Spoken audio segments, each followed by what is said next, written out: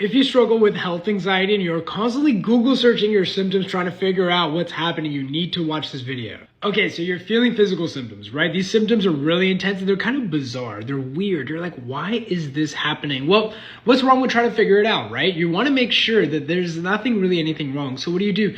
Well, you use one of the most powerful tools we have, which is Google searching your symptoms. Now look, if somebody told you, hey, is that a good idea? You'd probably say no. And yet you're still Google searching your symptoms. Why? You may have even said, you know what? After this day, I'm not Google searching my symptoms. I'm not going to do it. No matter what, it stops now. And then what happens? The symptom comes up.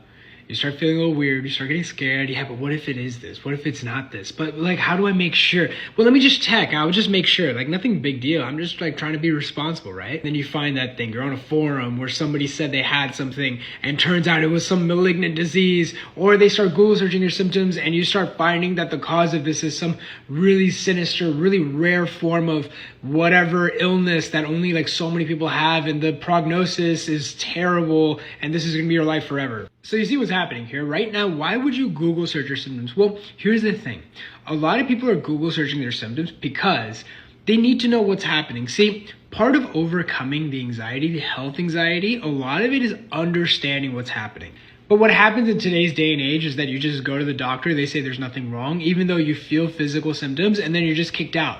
And so you always have this idea of what if it's this, what if it's that? And remember, one of the things about anxiety is that anxiety will look at all the bad case scenarios, grab the scariest one and magnify it. That's its job. Its job is to catastrophize. So combine the catastrophizing that the mind will naturally do with these symptoms that are really bizarre and uncomfortable. Well, you're gonna need to find out what's happening. You need to know what's happening. And so much about anxiety recovery is caused by the fact and perpetuated by the fact that you don't know what's happening. And so what do? How do you overcome this? How do you manage to stop Google searching? Well, one of the most important things to do is obviously getting everything ruled out by your doctor, right?